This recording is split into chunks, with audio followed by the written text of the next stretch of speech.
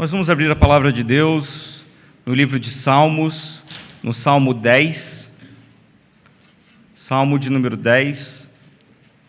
Para você que está nos visitando pela primeira vez aqui na igreja, a nossa igreja costuma pregar sermões em séries. Significa dizer que a gente começa a pregar do primeiro capítulo de um livro até o último capítulo desse livro. Agora, nos cultos da noite, nós voltamos a examinar o livro de Salmos. Nós já fizemos isso outras vezes. E agora, na noite de hoje, vamos examinar, então, o Salmo 10. Peço que você acompanhe com fé a leitura da palavra de Deus. Salmo 10. Por que, Senhor, te conservas longe e te escondes nas horas de tribulação? Com arrogância, os ímpios perseguem o pobre, sejam presas das tramas que urdiam. Pois o perverso se gloria na cobiça de sua alma, o avarento maldiz o Senhor e blasfema contra ele. O perverso, na sua soberba, não investiga, que não há Deus são todas as suas cogitações. São os prósperos os seus caminhos em todo o tempo, muito acima e longe dele estão os teus juízos. Quanto aos seus adversários, ele a todos ridiculiza. Pois diz lá no seu íntimo, jamais serei abalado, de geração em geração, nenhum mal me sobrevirá. A boca ele tem cheia de maldição, enganos e opressão, debaixo da língua insulto e iniquidade. Põe-se de tocaia nas vilas, trucidos inocentes nos lugares ocultos, seus olhos espreitam o desamparado. Ele está de emboscada, como leão na sua caverna, está de emboscada para enlaçar o pobre, apanha-o, e na sua rede ele o enleia. Abaixa-se, rasteja, em seu poder lhe caem os necessitados. E diz ele no seu íntimo, Deus se esqueceu, virou o rosto e não verá isso nunca. Levanta-te, Senhor, ó Deus, ergue a mão, não te esqueças dos pobres. Por que razão despreza o ímpio a Deus, dizendo no seu íntimo que Deus não se importa? Tu, porém, o tens visto, porque atentas aos trabalhos e à dor, para que os possas tomar em tuas mãos. A ti se entrega o desamparado, tu tens sido o defensor do órfão. Quebranta o braço do perverso e do malvado, esquadrinha-lhes a maldade, até que nada mais aches. O Senhor é Rei eterno, da sua terra somem-se as nações. Tens ouvido, Senhor, o desejo dos humildes, tu lhes fortalecerás o coração e lhes acudirás, para fazeres justiça ao órfão e ao oprimido, a fim de que o homem, que é da terra, já não infunda terror.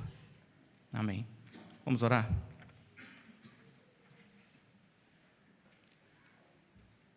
Ó Mestre, estamos diante da Tua palavra. Encoraja-nos, fala ao nosso coração, mostra-nos a verdade acerca do Senhor, para sabermos como andar neste mundo quebrado e cheio de injustiça. Em nome de Jesus. Amém. Uma das vantagens do pastor não estar na igreja, o pastor titular, no caso, estou falando de Emílio, e você ter que pregar, é que você pode fazer uma ilustração sobre futebol e todo mundo tem que acreditar no que eu falar, e tá bom, porque não tem o Emílio, que é a memória e o vernáculo do futebol, para me questionar. Mas, assim, pensando no Salmo 10, uma das primeiras coisas que me veio à cabeça foi que a gente precisa entender o que é injustiça. E eu lembro que uma das primeiras vezes na minha vida que eu tive uma sensação de injustiça foi durante uma Copa do Mundo. Talvez uma geração depois da minha, o pessoal se lembre muito da Copa de 98, né?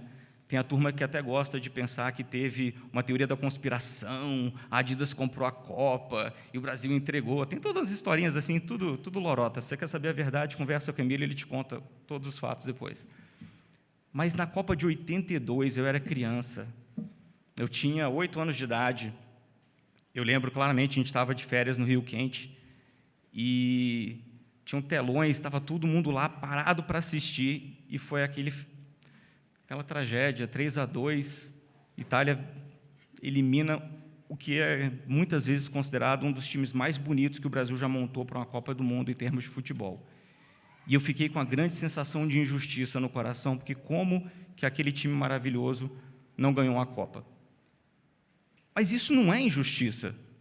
Isso era só o meu coração magoado, porque a expectativa que eu tinha criado dentro de mim não tinha se concretizado como realidade. Era só isso. Não havia nenhuma injustiça naquele evento. O sentimento não era correto. Se a gente for olhar para a história da humanidade, a gente tem muitos outros exemplos do que a gente pode entender melhor do que é injustiça. E eles não são nada calorosos, claro. Se a gente pensar, por exemplo, num evento que vai ser recente da nossa história, a Segunda Grande Guerra Mundial. Você já parou para pensar que somente em Nagasaki e Hiroshima, em questão de segundos, cerca de 215 mil pessoas perderam a vida? Questão de segundos. 3 dias de diferença entre um e outro, mas em segundos, 215 mil japoneses, idosos, crianças, todos. Inocentes, nenhum deles merecia aquilo. Totalmente inocentes, no sentido de não tinham feito nada para merecer, perdendo sua vida. Na própria Segunda Grande Guerra, os campos de concentração nazistas ceifaram a vidas de muitos. Cerca de 1 a 1,5 milhão de pessoas morreram nas torturas mais horrendas que nós já ouvimos na história da humanidade, a maioria deles judeus. Coisas horríveis. O atual conflito que a gente tem no mundo com Rússia e Ucrânia trouxe, de novo, um fato da história que talvez não se fale muito, mas é horrível. O Holodomor, palavra difícil. Holodomor. Aconteceu na União Soviética entre 1932 e 1933. Ele foi simplesmente, Stalin resolveu mudar a forma de produção e distribuição de alimentos na União Soviética. Então, o que ele fez foi socializar a produção, né? E, na realidade, foi um grande confisco, e era o governo de Stalin que determinava para onde ia a comida. E, simplesmente, o povo que hoje é o povo ucraniano, naquela época, ficou totalmente cortado de suprimento de alimentação. Não tinha comida, faltou comida. Holodomor, na língua ucraniana, significa matar pela fome. Os relatos, eles variam muito.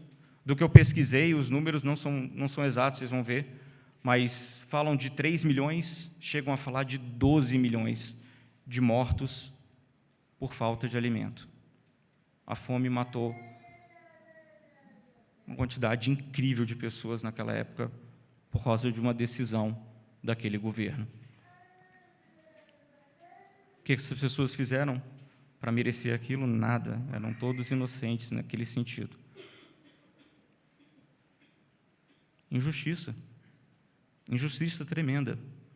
A gente vai examinando a história da humanidade, a gente percebe a maldade do coração do homem e a capacidade que o homem tem em fazer atrocidades, e é óbvio que a pergunta evidente acaba vindo à nossa cabeça, ao nosso coração, porque é a pergunta que abre o nosso salmo, é assim que o salmista começa: aonde está Deus? Eu botei o título do sermão, procura-se, Deus. É tipo cartaz de procura-se mesmo, desapareceu. A impressão que você tem quando você olha para eventos históricos como esse, e quando você passa na sua vida por real injustiça, às vezes a sensação que quer dominar o seu coração é de que Deus sumiu, Deus não está vendo, e que se Ele está vendo, Ele não se importa, porque você olha para um lado, você olha para o outro, e é maldade em cima de maldade, é atrocidade, e onde está Deus? Hoje, examinando o Salmo 10, nós vamos aprender que o nosso coração não pode vacilar, porque Deus vê a maldade do ímpio, Ele ouve o clamor do justo, e Ele faz justiça por toda a terra. Simples assim.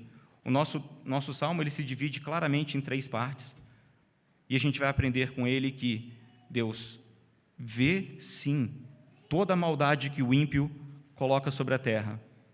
Deus ouve o clamor do seu povo que pede por justiça. E Deus, sim, executa justiça em toda a terra, como rei justo que ele é. Isso a gente vai ver hoje. A primeira parte, é claro, que a gente vai ver, o Salmo gasta do versículo 1 ao versículo 11, um bom tempo falando sobre toda a maldade. Essa primeira parte é, uai, Deus sumiu, não está vendo? Olha só o que o ímpio anda fazendo. E a gente vai voltar a examinar isso. Mas vale a pena você lembrar que o Salmo 10, como o reverendo Tarcísio pregou no domingo passado, ele está intimamente ligado ao Salmo 9. No Salmo 9 se mostra Deus como um Deus juiz justo e reto. E agora o salmista começa perguntando, tá, mas cadê esse juiz reto? Olha só o que o ímpio anda fazendo. É tanto mal e injustiça que nos cerca muitas vezes, que parece que Deus não está vendo, ou que Ele não se incomoda com o mal que o ímpio está causando. Chega ao ponto de você examinar no versículo 11, que o ímpio, ele acredita que Deus virou o rosto. Ele pensa assim, se existe um Deus, Ele não está nem aí, porque eu fiz mal hoje e adivinha só, continuo fazendo, e eu faço de novo, e eu faço de novo, e nada acontece comigo. A parte que é meio tola nessa forma de pensar do ímpio é porque ele não conhece a Deus. Se ele conhecesse a Deus, ele entenderia o que está acontecendo. Mas a impressão daquele que é ímpio, que é inimigo de Deus, que não conhece o Senhor, essa aparente impunidade, ela é uma tolice. Você que é cristão, você sabe que é tolice. Deixa eu te fazer uma pergunta. A última vez que você pecou antes de vir para o culto aqui hoje, caiu um raio do céu na tua cabeça? Veio um trovão dizendo, filho meu. Não teve nada disso. Não, claro, eu confio que o Espírito Santo do Senhor te acusou na tua consciência do teu pecado e te chamou ao arrependimento por ele. Mas a punição por quebrar a lei divina, ela não é imediata. A consequência é certa, é a morte eterna. Mas a punição, ela não é imediata. E tem uma razão para ser assim, porque Deus é longânimo, Ele é paciente. Deus dá toda a oportunidade para que o pecador se arrependa do seu mau caminho e volte para Ele. Deus dá toda a oportunidade. E antes que você pegue a sua régua de justiça, a gente vai falar bastante disso hoje, e comece a medir os outros por aí, mede seu próprio coração. Pensa quantas vezes você ficou preso na artimanha de algum pecado e não conseguia se ver livre dele, e vez após vez você precisou recorrer ao Senhor, se arrependendo, pedindo perdão e contando com a graça e com a misericórdia dele. Graças a Deus que a punição não é imediata. Mas é tolice do ímpio confundir essa atitude graciosa de Deus por negligência. Não tome Deus por negligente, Ele não é. Ele é justo. E se o ímpio acredita na impunidade, é porque ele é incapaz de compreender o verdadeiro conceito de justiça. Então ele pensa que não vai haver justiça, porque simplesmente Deus não existe ou Deus não se importa. Isso gera no coração do ímpio uma sensação de que ele está acima da lei. Na realidade, a maioria das pessoas ímpias, elas acreditam que eles mesmos são a lei. A lei serve para os outros. Quem tem que andar na velocidade da via é o outro. Eu estou com pressa hoje, eu não quero me atrasar. Tudo bem, a gente também faz isso. O problema é que o ímpio, ele confia na sua força e no seu dinheiro, no seu poder, e ele acredita que essas coisas garantirão o seu sucesso, a sua vida, e reforçam que toda a maldade que ele faz é a forma como a vida deve ser vivida. O ímpio é incapaz de perceber que existe uma forma diferente de viver. Ele acredita que realmente, ao oprimir o pobre, ao abusar do órfão, da viúva e do inocente, é assim que ele está avançando na vida. E a gente vai ver isso com mais calma. Mas se você olhar o versículo 4, ele fala justamente disso. O coração ateu do ímpio, ele vive como se Deus não existisse. Para o ímpio, Deus não existe, logo, ele é arrogante. Olha comigo o versículo 2. Com arrogância os ímpios perseguem o pobre, sejam presas das tramas que urdiram. Ele é muito arrogante. O ímpio, a pessoa má, que não tem o menor temor a Deus, ela acredita que ela é inquestionável. Ela entende que ela tem limites, porque ela reconhece o poder e a forma como o mundo opera. E ele olha para uma pessoa que é mais rica, mais poderosa do que ela, e ele sabe que aquela outra pessoa tem mais poder do que ele. Mas dentro daquilo que ele acredita que ele domina, ele é inquestionável. O ímpio acredita ser rei da sua vida e das coisas que ele controla. Ele acredita que ele controla. Ele acredita que aquilo que está nas suas mãos por fazer, ele é sagaz, ele é astuto, ele vai fazer bem. Engraçado que essa personalidade vai sendo descrita melhor no Salmo. Olha o versículo 3. O perverso se gloria da cobiça de sua alma. O avarento maldiz o Senhor e blasfema contra ele. O ímpio, ele é avarento. E ele despreza o Senhor. E ele se gloria na sua própria cobiça. Sabe o cara que conta vantagem por querer ganhar dinheiro e gostar de ganhar dinheiro, e que ganhar dinheiro é a coisa mais importante que tem.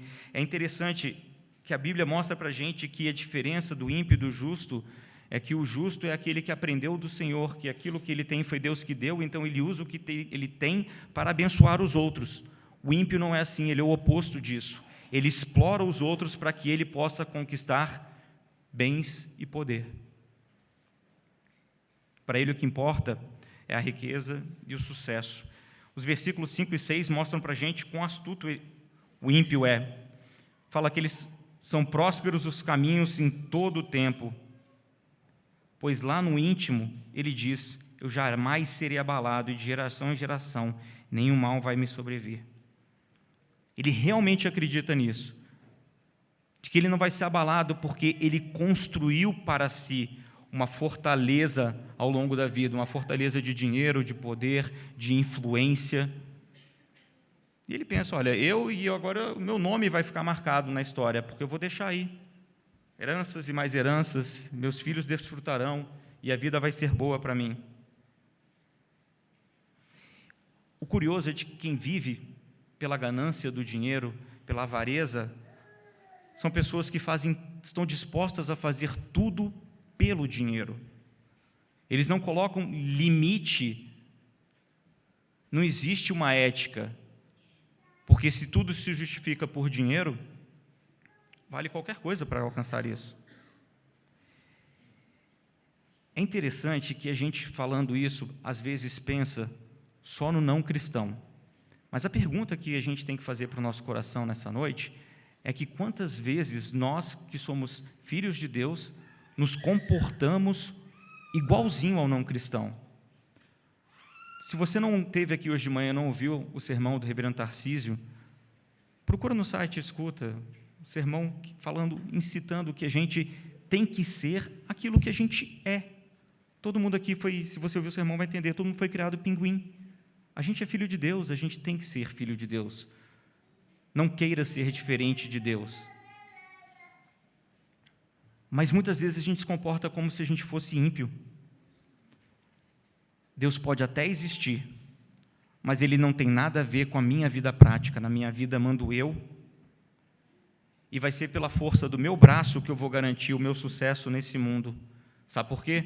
Porque eu já aprendi que nesse mundo só os fortes prevalecem. É horrível ver quanto de darwinianismo às vezes entra na mente e no coração do cristão e a gente nem percebe. Às vezes a gente está vivendo nos nossos negócios, na nossa rotina de trabalho, até mesmo nos nossos relacionamentos interpessoais, como evolucionistas, que vençam mais forte. E se precisar, eu piso na tua cabeça para continuar subindo e chegar naquele cargo que eu queria, ou ganhar aquela comissão que eu estava procurando.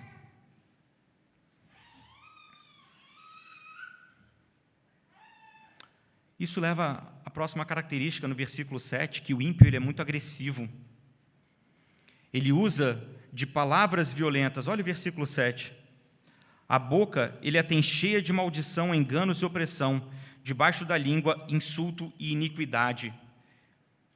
Esse salmo é citado depois em Romanos 3 por Paulo, que expande a ideia e fala assim do ímpio: garganta deles é sepulcro aberto, com a língua urdem engano, veneno de víbora está nos seus lábios, a boca eles a têm cheia de maldição e amargura.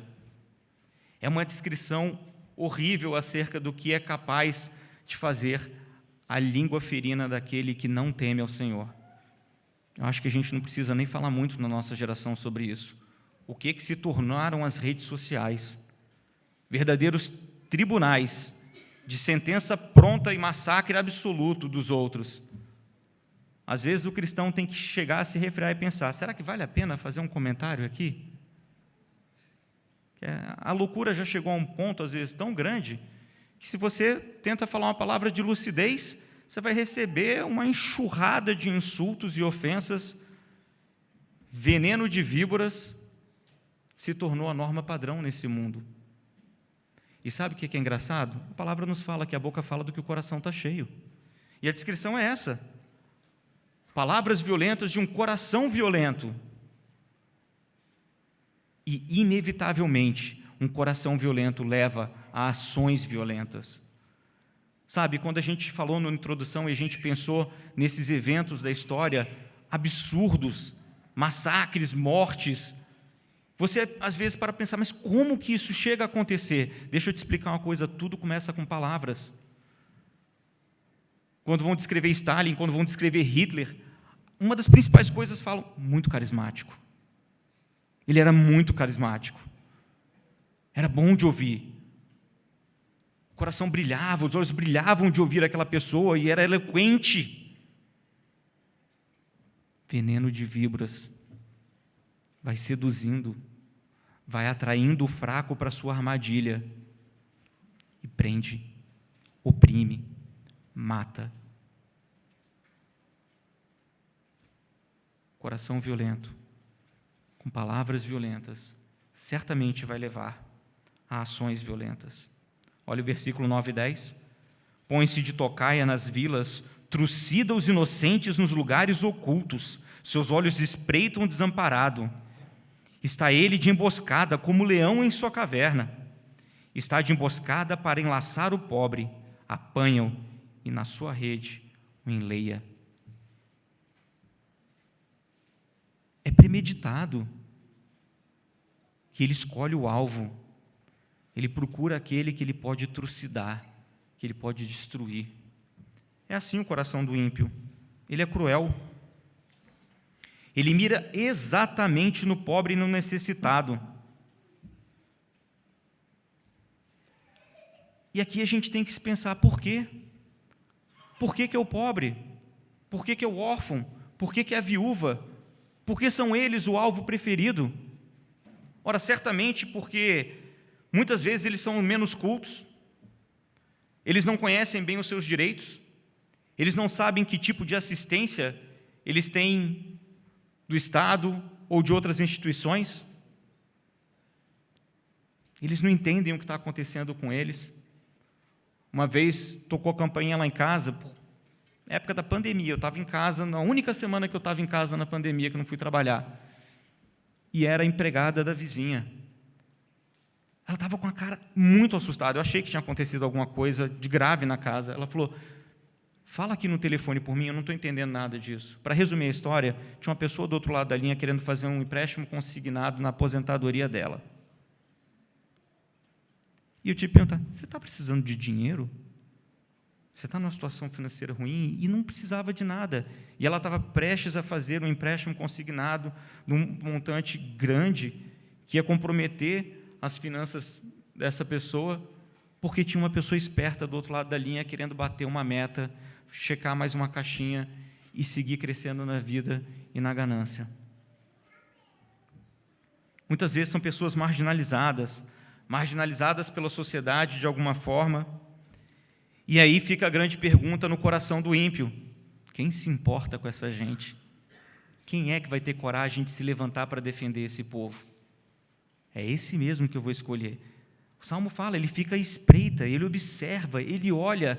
Aí é que nem o caçador Por isso que ele fala que é que nem um leão. Ele está vendo lá toda a manada andando, aí ele percebe aquele mais fraquinho mancando no final e fala: é esse que eu vou engolir. Essa é a crueldade do coração do ímpio. Em 1989, teve um caso de estupro nos Estados Unidos que chamou muita atenção em Nova York. O caso de Patricia Mailey, a corredora do Central Park. Tem até seriado na Netflix, você pode procurar e assistir um pouquinho para conhecer um pouco mais. O seriado é meio romantizado em muitos aspectos, mas vai lá. Basicamente, o que aconteceu é que essa moça estava correndo no Central Park uma noite e ela foi assaltada, agredida e estuprada. No momento em que tudo isso estava acontecendo, do outro lado do parque, um grupo de cerca de 30 jovens negros tinham ido se encontrar no parque para fazer um rolê, para ficar de boa, para ficar correndo, fazendo algazarra, zoando, gritando, tal. Baderna, coisa de moleque, tudo adolescente. E aí, quando a polícia chegou no local e que soube do caso do estupro, que foi atender a moça, perceberam do outro lado do parque, por rádio, que estava tendo algazarra. E falaram: opa, com certeza uma coisa está ligada com a outra. Levaram todo mundo para a delegacia, começaram a fazer um monte de interrogatório. Dos cerca de 30 que foram levados para lá, 4 ficaram detidos, mas teve um quinto que foi particularmente especial. Um dos rapazes soube que seu amigo estava sendo preso no Central Park e saiu de casa para ir à delegacia para acompanhar o rapaz. E chegando na delegacia, ele que nem esteve no Central Park, foi tido por suspeito, preso junto com os outros 4. E esses 5 rapazes acabaram sendo, graças a todo um sistema corrupto, que se aproveitou em uma época de discriminação racial e segregação, de um olhar marginalizante daqueles indivíduos. E a gente está falando de garotos de 14 a 16 anos que foram condenados pelo estupro de uma mulher e foram presos e ficaram cumprindo pena de 6 a 13 anos, até que o verdadeiro estuprador, num teste de DNA depois, fosse pego, condenado e o erro fosse reparado. 6 a 13 anos de vida perdida, numa tremenda injustiça, porque pessoas de um coração mau se aproveitaram do marginalizado, do desamparado e do mais fraco. Quando a gente olha essa primeira parte do Salmo até o verso 11, é claro que tem que crescer no nosso coração um senso de indignação pelo mal que acontece no mundo. Nós não podemos ficar parados vendo este mal. Nós que somos povo de Deus, nós que temos uma outra identidade, nós temos que agir.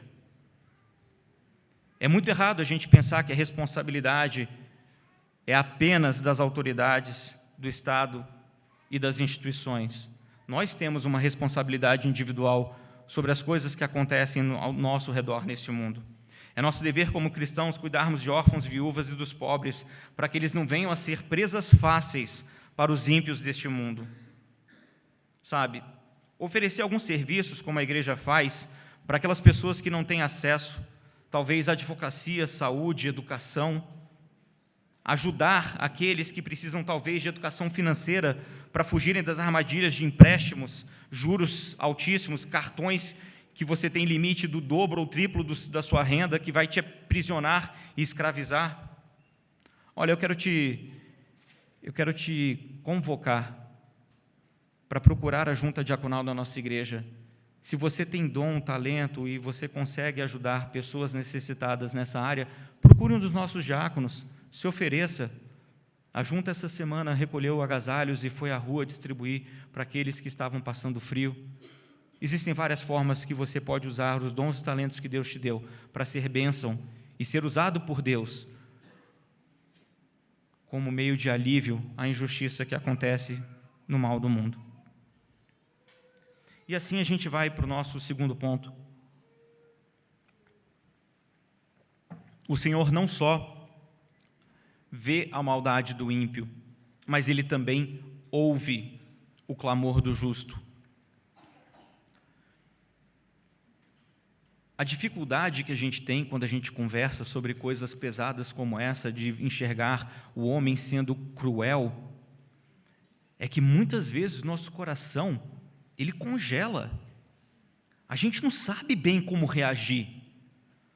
Às vezes a gente fica tão atônito que a gente não sabe nem o que fazer. Como é que o nosso coração deve responder ao mal causado pelo ímpio? Os versículos 12 a 15 do Salmo 10 nos ensinam que nós devemos clamar por justiça. É muito comum o justo se assustar com todo o mal que jorra da vida dos perversos que estão cercando. A gente congela, a gente não sabe o que fazer e muitas vezes o coração se abate e a gente chega até mesmo a perder a esperança. O medo toma lugar e aí sabe o que acontece com a gente? A gente acaba fazendo a mesma coisa que os discípulos fizeram naquele barco, no meio da tempestade, naquela noite. No culto hoje a gente leu Marcos capítulo 4, quando Jesus foi atravessar com os discípulos. E lembra, os discípulos, a gente está falando de pescador, de gente experiente, de gente que conhecia a água, que não ia ter medo de qualquer marolinha, não. E eles estavam em pânico, achando que eles iam morrer no meio da tempestade. O medo tomou o coração deles e eles se esqueceram de quem estava com eles no barco. Repara que a indignação deles com Jesus foi tamanha que no capítulo 4, versículo 38 de Marcos, eles acordam Jesus e já questionam ele. Não importa que pereçamos, você não está nem aí que a gente vai morrer? Olha, Senhor, o que está acontecendo aqui?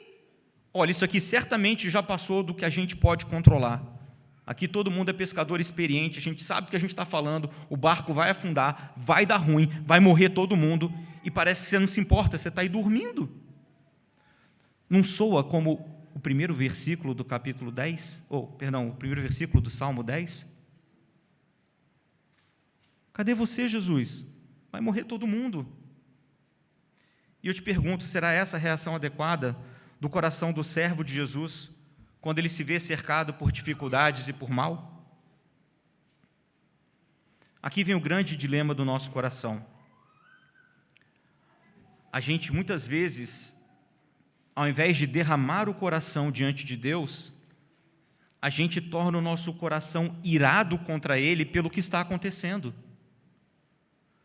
A gente sabe que é o ímpio, é a maldade no mundo, é a consequência do pecado que está causando aquela situação toda. Mas como a gente não enxerga a providência de Deus e a sua justiça imediatamente, o nosso coração se revolta contra Deus, ao invés de buscar nele alento para o que está acontecendo. A gente já põe o dedo na cara de Deus e pergunta, você não está nem aí, né? Pode morrer todo mundo aqui que você não está nem aí para isso. Fica tranquilo, meu irmão, a gente é tão humano quanto os discípulos. A gente erra a direção da nossa indignação e a gente acusa Deus de injustiça porque Ele não está fazendo justiça como nós desejamos. A gente parece um monte de Danielzinho com 8 anos de idade, olhando para o que está acontecendo e ficando bravo porque não está acontecendo do jeito que eu queria. Aquela Copa de 82 não foi do jeito que eu queria, não gostei. E a gente fica assim, que nem um monte de 8 anos de idade, apontando o dedo para Deus e falando, não está bom assim não. É claro que a gente deve tornar conhecida a nossa indignação diante do trono de graça. E a gente deve clamar por justiça e pedir ajuda. E essa é a melhor forma de prevenir que o sol se ponha sobre a ira no nosso coração. Não tem problema nenhum você ficar inconformado quando você está passando por injustiça, quando você vê injustiça acontecendo.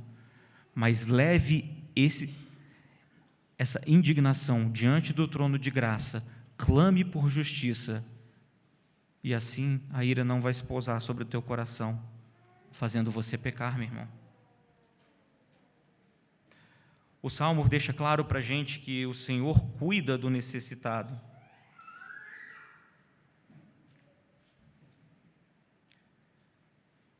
Se é Deus quem cuida do necessitado, meu irmão, quando você dobra os joelhos e clama por justiça, você está falando exatamente com a única pessoa capaz de trazer solução para aquele problema. Solução definitiva e verdadeira só o Senhor traz. Ele usa seus servos, ele usa o próprio ímpio para isso.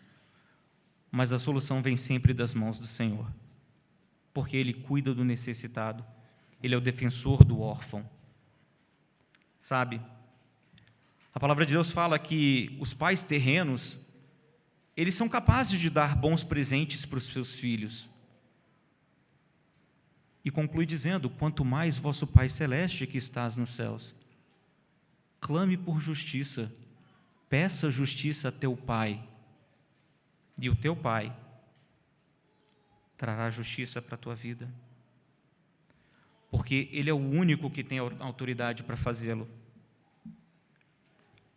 Só Ele pode pedir conta de toda a maldade que o homem tem feito. Essa autoridade, é claro, ela é refletida no fato de que todos os homens, eles estão em falta diante de Deus, e Deus, na sua soberania, Ele ordena todas as coisas, e é Ele o único que é justo e que pode julgar justamente. Então, como Deus é o único justo e todo ser humano está em falta porque está caído em pecado, Ele é o único que pode dar conta de todo o mal. Aliás, Ele é o único porque Ele é o único que conhece o coração de cada um de nós. Eu consigo enganar vocês. Vocês não conseguem perceber a extensão da maldade que está no meu coração. Eu consigo esconder isso bem, mas o Senhor conhece. O Senhor sabe quantas vezes eu já assassinei alguém na minha mente, num rompante de ira ou alguma coisa parecida. Ele sabe. Quando a gente era criança, em casa, eu tenho 2 irmãos, um mais velho e um mais novo. Alguns de vocês conhecem. A coisa mais comum que tinha era um irmão mais velho acabar abusando do irmão mais novo, porque tinha vantagem de força física, né? Super comum isso, super comum. Não vou dizer quem, mas era muito comum um irmão mais velho abusar do irmão mais novo porque tinha força física e fazia todo tipo de maldade com o irmão mais novo. E era dito e feito. O abusado, o que sofreu, saía chorando e fazia o quê? Pai! E o que acontecia na sequência? Vinha meu pai e, claro, dava uma correção bem dada naquele que abusou do mais fraco. E eu lembro muito, muito bem que era sempre essa mesma frase, para você ver como que é ruim alguém mais forte abusar de você. Meu pai falava muito isso para a gente, porque a gente precisava entender e compreender que o fato de você ter força não dava a você o direito de abusar do mais fraco. Na realidade, era o contrário, que você tinha que usar a sua força para proteger o teu irmão mais fraco. Assim é nosso Deus. Clame por socorro e por justiça para o teu Pai, até mesmo no momento mais difícil onde você está chorando, e Ele vai vir ao teu socorro. O alerta do Salmo 10 para a gente aqui é para a gente tomar cuidado com um problema para o nosso coração. Nosso coração não pode se tornar cauterizado. Sabe, a gente quando vê a maldade no mundo, muitas vezes a gente pensa, mas sempre foi assim, essas coisas não tem como mudar, sabe? Essa é a cultura do nosso local de trabalho aqui na empresa as coisas são desse jeito mesmo. Não, tio, você não sabe, lá na minha escola é assim, você não conhece a minha turma. Aqueles meninos não prestam, é desse jeito mesmo, a coisa lá é assim, não posso fazer nada. Ou então, às vezes, a gente está conversando e aí um irmão fala para o outro, são apenas negócios, cara, no mundo dos negócios é assim que as coisas funcionam, mas fica tranquilo, isso é só negócio. Essas são desculpas que a gente costuma usar e, às vezes, são até mesmo reflexo de um coração cauterizado, que se acostumou com o mal e como o mal se impõe no mundo. A gente vê notícia todo dia na TV, na internet, em qualquer lugar. Sempre tem alguma tragédia, sempre tem alguma coisa ruim. E você acaba pensando que a vida é assim mesmo. Você se esquece que a vida é assim porque o mundo está quebrado pelo pecado. Mas ele não foi criado pelo Senhor para ser assim. O problema no nosso coração é que a gente é bem egoísta, sabe? A gente é muito mais propenso a ter empatia por situações que estão mais próximas da nossa vida íntima, mesmo quando elas são comparadas com tragédias maiores. Às vezes você está lá muito mais preocupado com a unha encravada da tua filha ali, que está inflamando, tadinha, ela está com dor, e você não está preocupado com o teu irmão na igreja, que não tem dinheiro para colocar combustível no carro para chegar em casa. O problema é quando o cristão se coloca como referência daquilo que acontece no mundo. E aí você só olha para aquelas coisas que estão perto de você e aquelas coisas que te incomodam. O resto, às vezes, nem te incomoda mais. Essa falta de sensibilidade com a injustiça no mundo e compaixão com o próximo, elas podem ser um sinal de esfriamento da fé e afastamento da verdade, porque Romanos 12:15 deixa claro: alegrai-vos com os que se alegram e chorai com os que choram. Empatia. A gente precisa saber se colocar no lugar dos nossos irmãos, para aprender a servi-los naquilo que eles precisam de nós. O Senhor nos chama para sermos bênção e graça na vida uns dos outros. E com isso a gente vai ver o nosso último ponto, que é a última parte do Salmo 10, nos versículos 16 a 18. Como é que a gente deve viver, então? Como que a gente deve viver diante do mal nesse mundo? A gente vive por fé em Deus e fé na sua justiça. Deus tem autoridade sobre toda a terra. O tolo do ímpio, ele se engana acreditando que Deus não está vendo todo o mal que ele está fazendo. Mas quando a gente olha para o Salmo 139, a gente percebe ali claramente que nada escapa ao controle, tudo acontece na presença de Deus. Tem todo o livro de Eclesiastes para entender que não tem nada de novo debaixo do sol e que Deus controla todas as coisas. É tolice do ímpio acreditar que é ele quem está comandando as coisas nesse mundo. Viva confiante, crente. O Senhor controla todas as coisas neste mundo. Isso deve fortalecer o seu coração. A gente não deve ser como os discípulos foram naquele barquinho, que só olharam para a tempestade e esqueceram quem estava ali com eles. Não olhe para o sofrimento, não olhe para a dor apenas na sua vida. Lembre-se de quem está com você todo o tempo. Ande por fé. Essa fé é a certeza que nos sustenta, porque a gente sabe que não depende das nossas forças. Isso é a melhor coisa que tem. Saber que para sair daquela enrascada não depende da minha força. Eu posso descansar no Senhor. É muito difícil isso, a gente quer ter controle de tudo.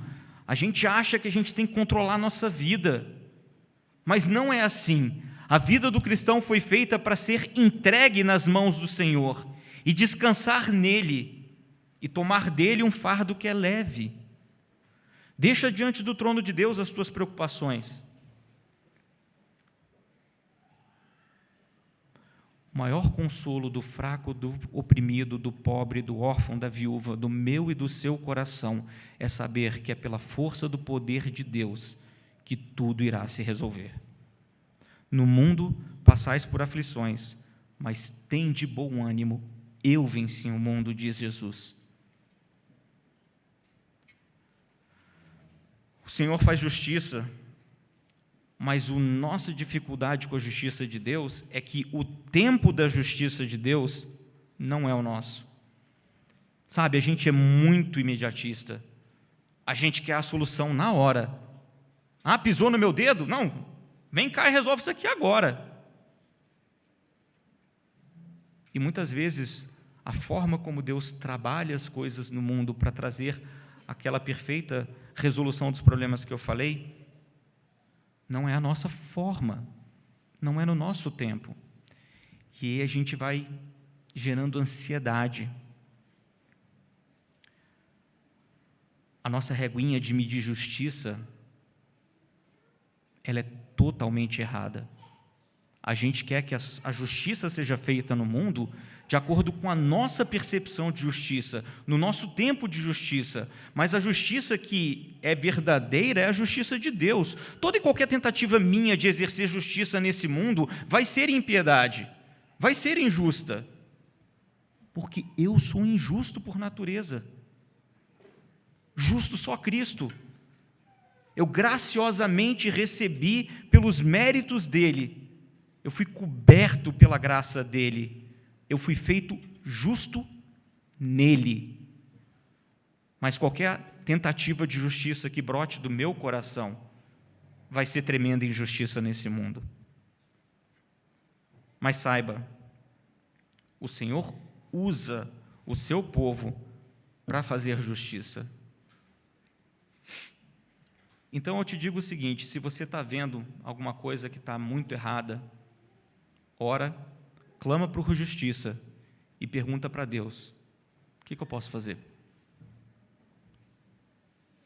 Você sempre vai ser parte da equação para Deus. Ele deseja te usar. A gente leu também no culto de hoje o Salmo 1, e nele existe uma promessa maravilhosa. A promessa de que o Senhor traz fim à maldade do ímpio. A promessa é que o caminho do ímpio perecerá. Não adianta o ímpio, na sua estultice, pensar que ele está firme na sua riqueza e no seu poder e que ele jamais será abalado por gerações. A certeza que o reto juiz nos dá é de que o caminho do ímpio perecerá. No versículo 18, o Salmo se encerra dessa forma, com essa mesma promessa, nos lembrando de que a garantia de que todo o mal desse mundo é passageiro e que nada passará impune diante do Senhor Deus. Você talvez já tenha assistido o filme A Lista de Schindler, ele é de 1993. Eu espero que você tenha assistido, que é um filmaço. Então, não vou te dar spoiler do filme se você já assistiu ou não assistiu. Mas ele é uma visão um pouco romântica de um fato que aconteceu na vida de Oskar Schindler. Oskar Schindler foi um homem que era do partido nazista e que ele viu uma grande oportunidade durante a Segunda Guerra Mundial. Como ninguém se importava com os judeus iam ser todos mortos e massacrados mesmo em campos de concentração, ele, que era um homem muito ganancioso, percebeu que ele poderia comprar judeus por preço de nada e botá-los para serem explorados e trabalharem, e lucrar dinheiro com isso. E ele começou a fazer um mercado de compra de escravos, basicamente. É interessante que essa ganância dele moveu uma coisa boa no final, porque todos esses homens que ele foi comprando, adivinha o que aconteceu com eles? Eles foram sendo salvos dos campos de concentração e do extermínio certo. A ideia inicial dele era uma ideia gananciosa. Eu não estou aqui para discutir isso, mas eu estou aqui para te chamar a atenção de uma questão interessante. Deus usou um homem ímpio, de um coração mau, que pensou numa forma de avançar neste mundo com a sua riqueza, para salvar mais de 1000 vidas dos campos de concentração na Segunda Guerra Mundial.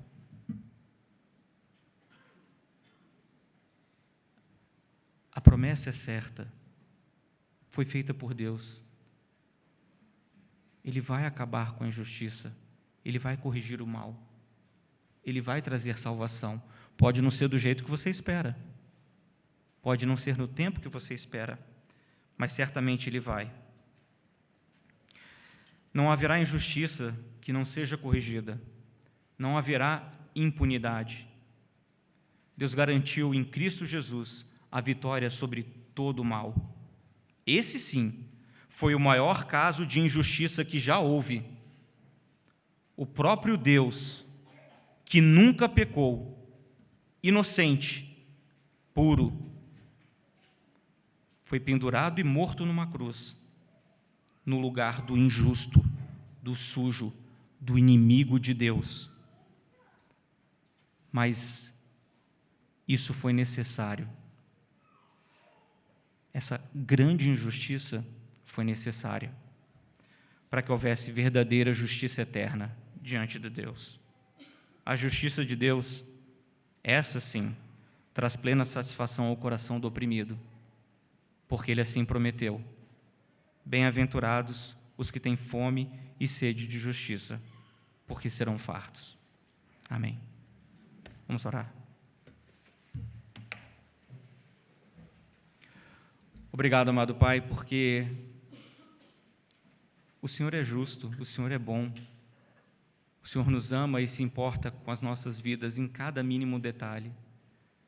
Te agradecemos, Senhor, porque podemos trazer as angústias do nosso coração e derramar diante de Ti, certos de que se nós passamos e sofremos injustiça nesse mundo quebrado por causa do pecado, Senhor, e por causa de homens maus, nós temos o refrigério de saber que em Ti nós receberemos justiça.